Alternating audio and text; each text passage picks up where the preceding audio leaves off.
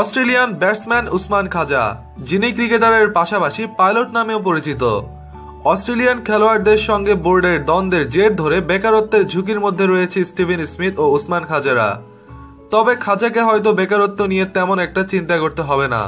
নিজের বাড়ি বিক্রি করে মোটা অঙ্কের অর্থ লাভ করেছেন এই অজি ক্রিকেটার। চাইলেই আবাসনের ব্যবসায় নেমে যেতে পারেন খাজা।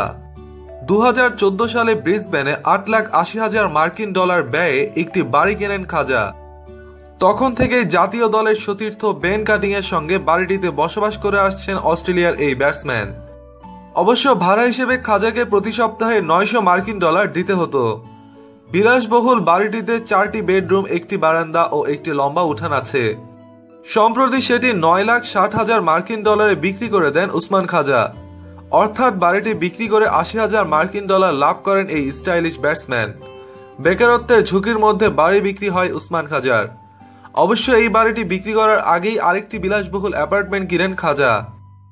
গত বছর বান্ধবী ম্যাকলিনানের সঙ্গে গাঁটছড়া বাঁধার পরপরই হল্যান্ডে 2.75 মিলিয়ন মার্কিন ডলার বিক্রি করে বিলাসবহুল বাড়ি কিনেন তিনি। বাড়িটি বিক্রি করার পর সামাজিক যোগাযোগ মাধ্যম ইনস্টাগ্রামে একটি ছবি পোস্ট করে মজা করে ক্যাপশনে ওসমান খাজা লিখেন, নিজের বেকারত্ব দূর করার জন্য অপশন খুঁজে বের করেছি। বেকারত্বের ঝুঁকির মধ্যে বাড়ি বিক্রি ওসমান খাজার। প্রসঙ্গত, বেতন ভাতা নিয়ে ক্রিকেট অস্ট্রেলিয়ার সঙ্গে অজি খেলোয়াড়দের দ্বন্দ্ব প্রকট আকার ধারণ করছে। খেলোয়াড়দের দাবি দাওয়া মেনে না নিলে খাজার নেতৃত্বাধীন অস্ট্রেলিয়া এ দল চলতি মাসে দক্ষিণ আফ্রিকা সফর বর্জনের হুমকি দিয়ে রেখেছে।